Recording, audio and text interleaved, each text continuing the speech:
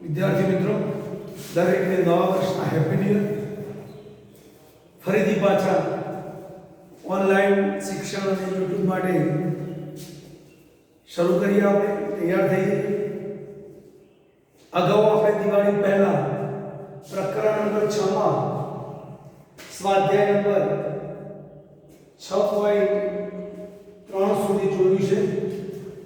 Course પ્રમાણે 6.3 ના દાખલા અંદર નાખવામાં આવ્યા છે, પણ રાઇડર્સ ડિલીટ કરવામાં આવી છે, એટલે કાઢી નાખવામાં આવી છે.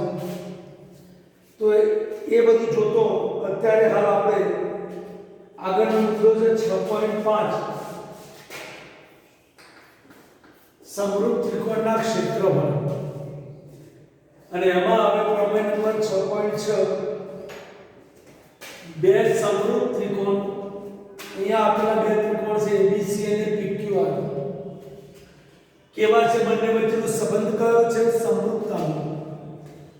બે ત્રિકોણ અને એક પાછા સમરૂપ ત્રિકોણના ક્ષેત્રફળનો ગુણોત્તર, એટલે ત્રિકોણ ABC નું ક્ષેત્રફળ અને ત્રિકોણ PQR ના ક્ષેત્રફળના મૂલ્યનો ગુણોત્તર કરીએ તો એ ગુણોત્તર તેમની અનુરૂપ બાજુઓના અનુરૂપ બાજુ લઈએ. AB ત્રિકોણ ABC ની બાજુ AB હોય તો અહીંયા PQ હોય, અહીંયા BC હોય તો આની QR હોય, અને આની AC હોય તો આની PR બાજુ હોય. અનુરૂપ બાજુના ગુણોત્તરના વર્ગ બરાબર, એટલે AB અને PQ નો ગુણોત્તર AB ભાગ્યા PQ ને એનો કૌંસ પૂરો વર્ગ લઈએ તો પણ ચાલે, અથવા એમ લખીએ કે અનુરૂપ બાજુના વર્ગોના ગુણોત્તર બરાબર હોય છે તો પણ ચાલે. અહીંયા નવા અભ્યાસક્રમ પ્રમાણે પક્ષ અને સાધ્ય લખવાની સિસ્ટમ નથી, પણ એ વાક્યમાં તો લખ્યું જ છે કે આપણને શું આપ્યું છે કે ત્રિકોણ ABC અને ત્રિકોણ PQR આપેલ છે. તમારી પાસે આ બે ત્રિકોણ છે તથા બંને વચ્ચે એક સંબંધ છે. ત્રિકોણ ABC અને ત્રિકોણ PQR સમરૂપ છે. તો ત્રિકોણ ABC સમરૂપ ત્રિકોણ PQR સંકેતમાં આ રીતે લખીશું. હવે તમે મિત્રો જાણો છો કે બે ત્રિકોણ સમરૂપ હોય તો શું હોય? તો સમરૂપતાની વ્યાખ્યા પ્રમાણે જે બે ત્રિકોણ સમરૂપ હોય તેના અનુરૂપ ખૂણા એકરૂપ હોય અને અનુરૂપ બાજુ સમપ્રમાણ હોય. તો આ બે ત્રિકોણના ખૂણા એકરૂપ હશે, ત્રિકોણ ABC અને ત્રિકોણ PQR ના, અને અનુરૂપ બાજુઓ સમપ્રમાણમાં હશે. એટલે કે AB ભાગ્યા PQ બરાબર BC ભાગ્યા QR બરાબર AC ભાગ્યા PR. બાજુ ગુણોત્તર સમપ્રમાણમાં છે, પણ સાબિત કરો કે ગુણોત્તરના સમપ્રમાણ ગુણોત્તર વર્ગ બરાબર હશે. કોના? ક્ષેત્રફળના સમપ્રમાણ. તો પક્ષ આ થયું. સાધ્ય શું છે? તો કે સાબિત શું કરવાનું છે? તો કે ક્ષેત્રફળનો ગુણોત્તર, ABC નું ક્ષેત્રફળ PQR નું ક્ષેત્રફળ ધોરણ 9 માં ભણી ગયા ત્રિકોણીય પ્રદેશની અંદર કે ત્રિકોણ ABC નું ક્ષેત્રફળ આપણને ન લખતો, ત્રિકોણીય પ્રદેશ ABC ભાગ્યા ત્રિકોણીય પ્રદેશ PQR આ રીતે લખાય. એટલે ક્ષેત્રફળનો ગુણોત્તર ABC ભાગ્યા PQR એટલે ક્ષેત્રફળનો ગુણોત્તર તેમની અનુરૂપ બાજુના વર્ગોના ગુણોત્તર બરાબર હોય છે, અથવા તો અનુરૂપ બાજુના ગુણોત્તરના વર્ગ બરાબર હોય છે. AB એના ભાગ્યા PQ આ બાજુનો ગુણોત્તર ને એનો વર્ગ એના બરાબર ક્ષેત્રફળનો ગુણોત્તર. પણ એક બાજુ પૈકી ના હોય સાચું, બધી બાજુ પૈકી આ નિયમ લાગુ પડે. AB ભાગ્યા PQ નો સ્ક્વેર બરાબર BC ભાગ્યા QR નો સ્ક્વેર બરાબર AC ભાગ્યા PR નો સ્ક્વેર. આ રીતે તમારે પક્ષ અને સાધ્ય લખવા પડે. હવે આપણે જ્યારે સાબિતી કરવી છે ત્યારે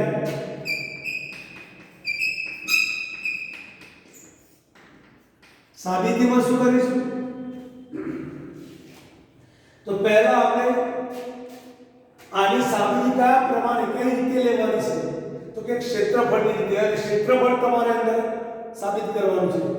અને કોઈ પણ ત્રિકોણનું ક્ષેત્રફળ આવે એટલે આપણને ધોરણ 9 નું એક સૂત્ર યાદ આવે ત્રિકોણનું ક્ષેત્રફળ બરાબર 1/3 પાયો ગુણ્યા વેધ.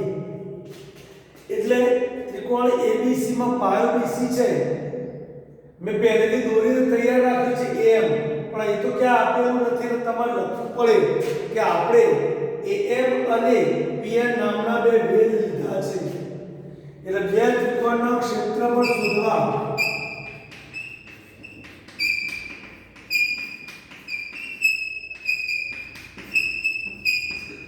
બે ત્રિકોણમાં ક્ષેત્રફળ શોધવા માટે ત્રિકોણમાં AM અને PN વેધ દોરો, આવું આપણે ચોપડીમાં લખ્યું છે.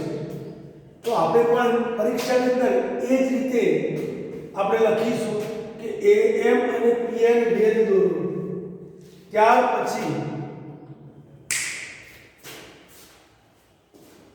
ત્રિકોણ ABC માટે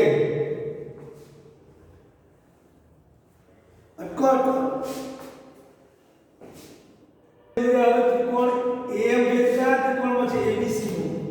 તો કે ત્રિકોણ ABC માટે બરાબર હવે અથવા માટે ત્રિકોણ ABC બરાબર 1/3 પાયો કયો છે? BC અને વેધ કયો?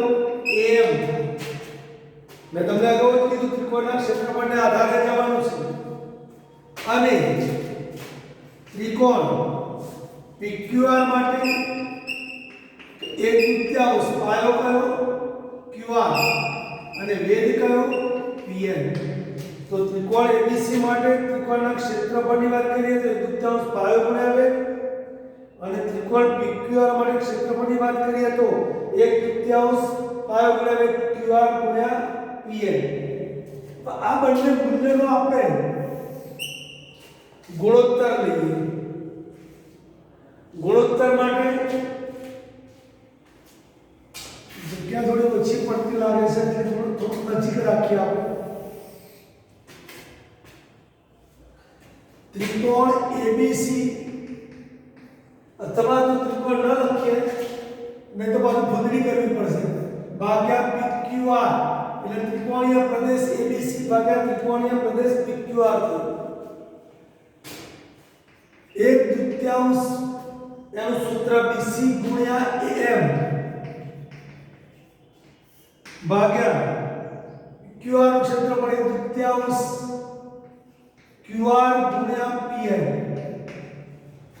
અહીંયા આ ગુણોત્તર લઈએ ત્યારે 1/3 ઉડી જાય, માટે ત્રિકોણીય પ્રદેશ ABC ભાગ્યા ત્રિકોણીય પ્રદેશ PQR બરાબર BC ગુણ્યા AM ભાગ્યા QR ગુણ્યા PN.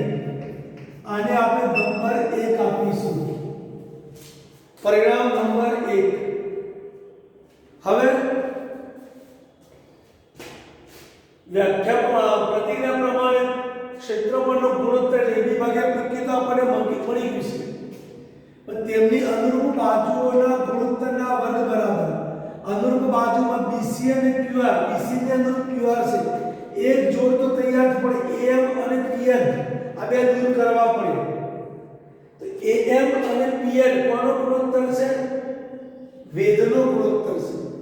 તો એ કેવી રીતે લઈશું? તો અહીંયા આપણે હવે ત્રિકોણ જે વેધ દોર્યો ત્રિકોણ ABC માં, એના કારણે ત્રિકોણ ABM બન્યું. અહીંયા વેધ PN લીધો, એના કારણે ત્રિકોણ PQN બન્યું. એ બે ત્રિકોણની વાત કરીએ કે હવે ત્રિકોણ ABM અને ત્રિકોણ PQN માટે આપણે ત્રિકોણ ABC અને ત્રિકોણ PQR તો આપણને સમરૂપ છે એવું કહી દીધું, પણ ABM અને PQN વચ્ચે કયો સંબંધ છે? સમરૂપતાનો સંબંધ છે? આપેલું તો છે નહીં, જોવું પડશે કે કઈ થાય એવું છે. તો કે આ બે ત્રિકોણમાં શું છે? ખૂણો B બરાબર ખૂણો Q છે. આવું ક્યાં આપેલું છે કે ખૂણો B અને ખૂણો Q સમાન છે? તો કે સાહેબ આપણને પક્ષમાં આપેલું છે. પક્ષ એટલે જે આપણને આપેલું શું છે? લખીએ કારણ કે ત્રિકોણ ABC સમરૂપ ત્રિકોણ PQR છે. બે ત્રિકોણ સમરૂપ હોય તેના ખૂણાઓ કેવા થાય? એકરૂપ. બધા ખૂણા એકરૂપ હોય. આપણે બધાને નથી જોતા. માત્ર ત્રિકોણ ABM નો પૈકીનો B અને PQN નો પૈકીનો Q આ બે એકરૂપ છે. આના આધારે તમે આના આધારે પક્ષ પ્રમાણે લખો તો પડે એટલું જ સાચું છે. તથા બીજો એક ખૂણો, કયો ખૂણો? ખૂણો M અને ખૂણો N. કયા ત્રિકોણ માટે? ત્રિકોણ ABM માટે, ત્રિકોણ PQN માટે ખૂણો M બરાબર ખૂણો N છે. કારણ શું દેખાય છે તમને? AM લંબ છે, BC ઉપર ભેદ છે, માટે કાટખૂણા કહેવાય. અને કાટખૂણા કેટલા માપના હોય? 90 ના. એટલે એકરૂપ કાટખૂણા અથવા તો કાટખૂણા છે એમ લખીએ તો પણ ચાલે. હવે આગળ આ જ પ્રકરણમાં આપણે ભણી ગયા સમરૂપતાની વ્યાખ્યા, ત્યાર પછી પ્રમેય હતો ખુ અને ત્યાર પછી પ્રમેય હતો ખુ શરત. તો બે ખૂણા એકરૂપ છે આપેલા બે ત્રિકોણ વચ્ચે, જેના કારણે ખુ શરત પ્રમાણે બે ત્રિકોણ જે આપણને આપ્યા છે કયા? ફરીથી ABM અને PQN માં બે ખૂણા એકરૂપ છે તો આપમેળે ત્રીજો ખૂણો જે હોય તે એકરૂપ થાય. એટલે ખુ શરતનું પાલન થઈ જાય અને તેથી આ બે ત્રિકોણ સમરૂપ થાય. એટલે તમે લખી શકો આથી ત્રિકોણ ABM સમરૂપ ત્રિકોણ PQN થાય. આ બે ત્રિકોણ કેવા થાય? સમરૂપ થાય. કઈ શરતના આધારે? ખુ શરત. આ પહેલા લખ્યું એમ પણ લખાય ચોપડીમાં, આના પછી તરત જ આ લખીને આને કૌંસમાં લખ્યું છે એમ પણ લખાય. કઈ ખોટું છે નહીં. અને બે ત્રિકોણ સમરૂપ હોય તદનુરૂપ બાજુનો ગુણોત્તર સમપ્રમાણનો. કયો ગુણોત્તર? AM ભાગ્યા PN બરાબર AB ભાગ્યા PQ એમ લખી શકીએ. આ બે ત્રિકોણ માટે ફરીથી AB ભાગ્યા PQ, AM ભાગ્યા PN અને BM ભાગ્યા QN. પણ આપણે BM ભાગ્યા QN ની જરૂર પડવાની નથી એટલે આ રીતે લખ્યું છે. અને આને પરિણામ નંબર બુક પ્રમાણે 2 નંબર આપીશું. એટલે આની અહીંયા જે લીટા દોર્યું છે બે ત્રિકોણની સમરૂપતાની વાત કરી આપણે.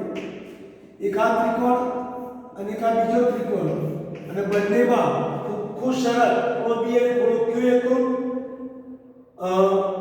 સમાન અને AMC અને ખૂણો M અને PNR લઈએ અથવા તો આ બાજુ લઈએ સોરી AMB એટલે M ખૂણો PNQ એટલે M ખૂણો એ પણ સમાન. એટલે ખુ શરતના આધારે આ સંગતતા સમરૂપતા થાય, અનુરૂપ બાજુનો ગુણોત્તર સમપ્રમાણનો થાય.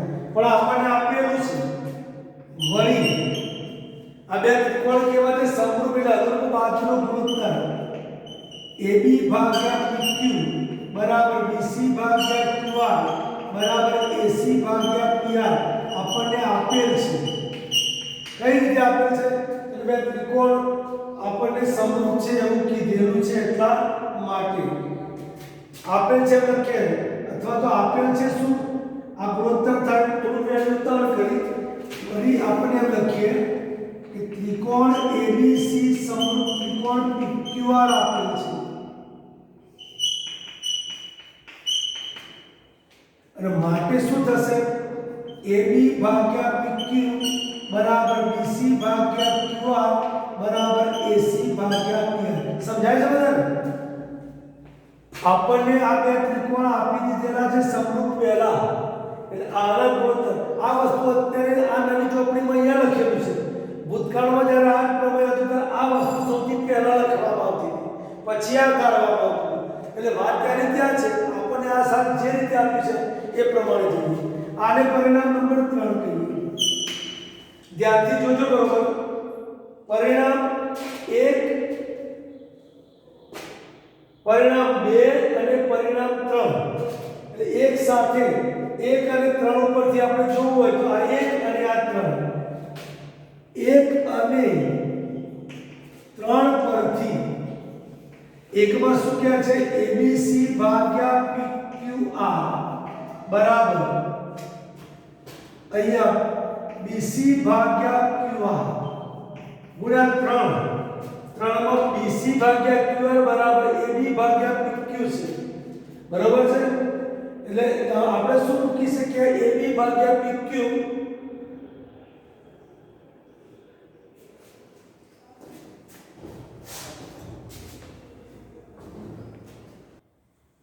વિદ્યાર્થી મિત્રો આ તો ચોપડીમાં 1 અને 3 પરથી પણ સીધું આપી દીધું છે પણ તમારી સલામતી માટે આપણે 1 અને 2 પરથી 1 એટલે આ અને 2 એટલે આ બરાબર ધ્યાનથી જોજો